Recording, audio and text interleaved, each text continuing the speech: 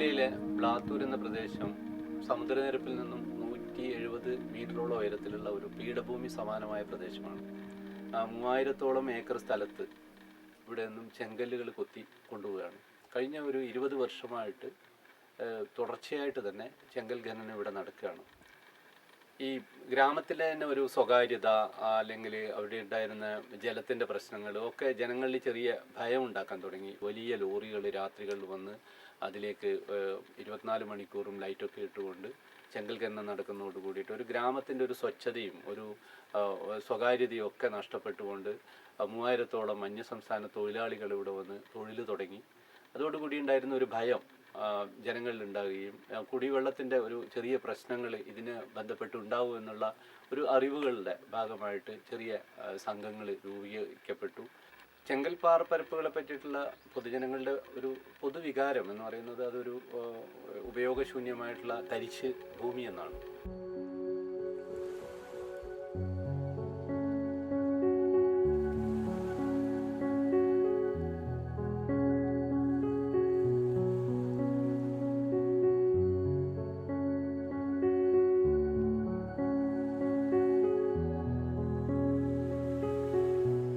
കുറച്ച് കഴിയുമ്പോൾ തന്നെ എല്ലാം പൊട്ടുകയും ചെയ്തിന്, അടന്ന് വീഴുകയും ചെയ്തിന്.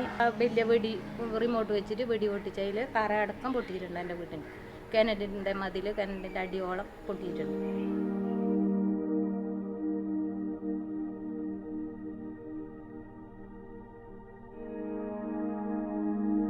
Actually, both this Kasaragod and Kannur districts are always the drought prone.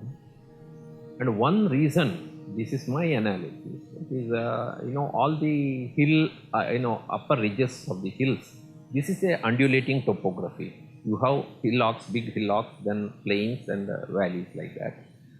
In both the districts, we have a lot of lateritic hills, and some of which have converted into black top. That's a little bit of hard laterite. The percolation is an issue.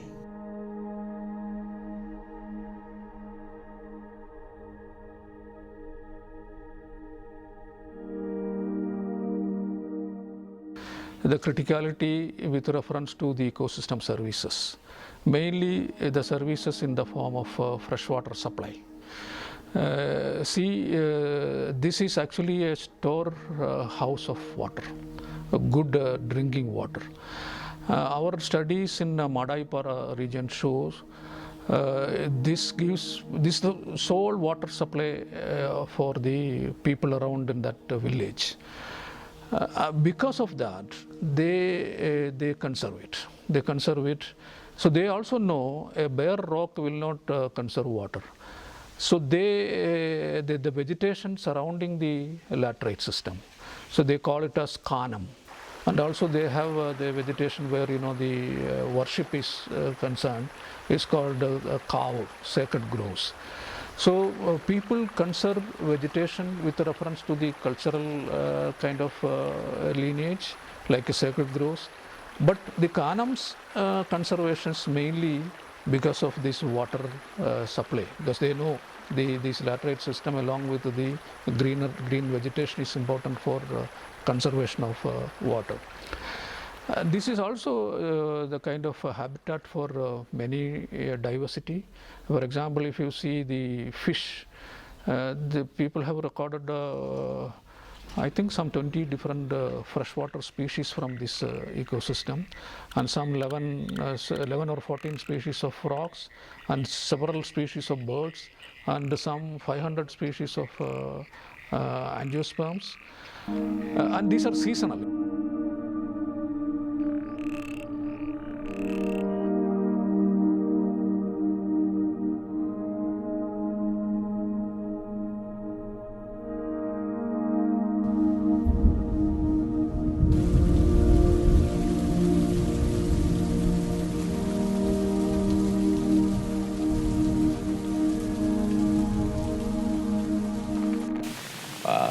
Kannur and Kasaragod,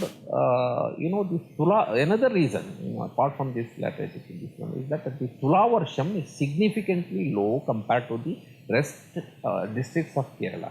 our department, meteorological department categorically lists as Tula Varsham how much it falls. The Tula Varsham in these both two districts are very less.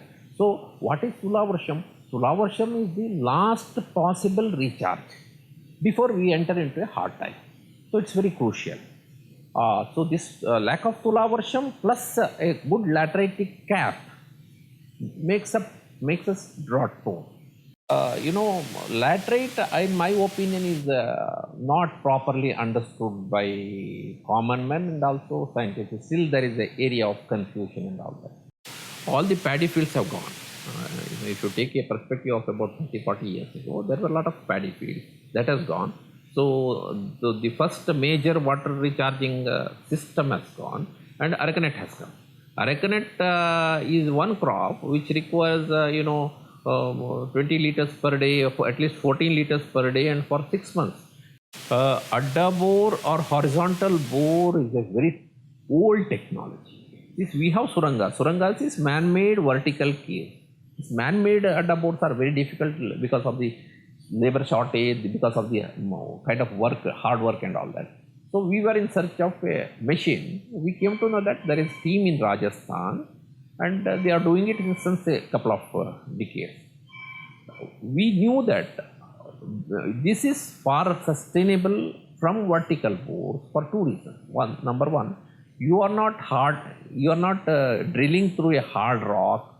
You are taking your water from shallow aquifer, number one, like a well. And second thing, it is with the conscious effort, it's very easy to recharge this, unlike a bore well.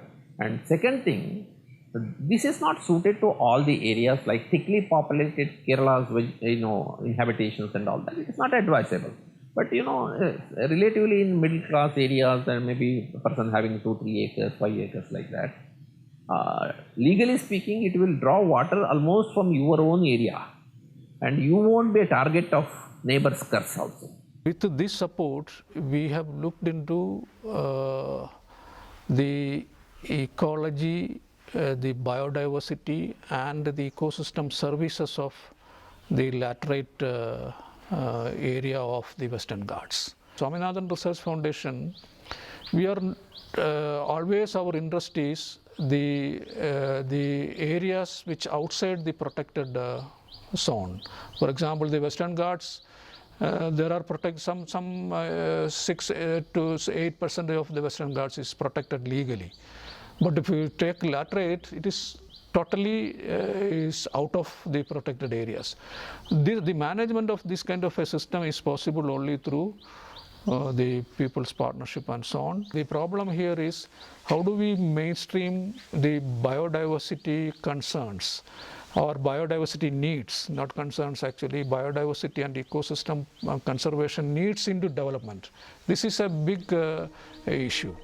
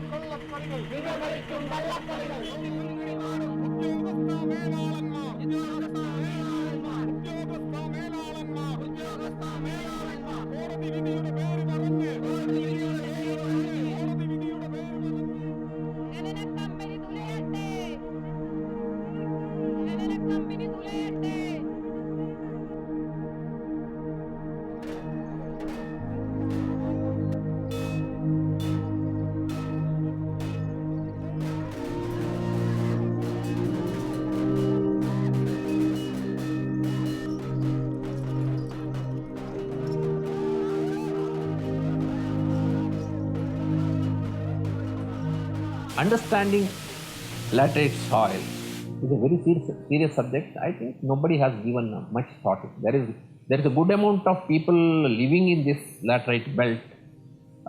They are feeling, many of them think that laterite is a hostile soil. But I think that if you understand its limitations and plus points, it's a pleasant soil.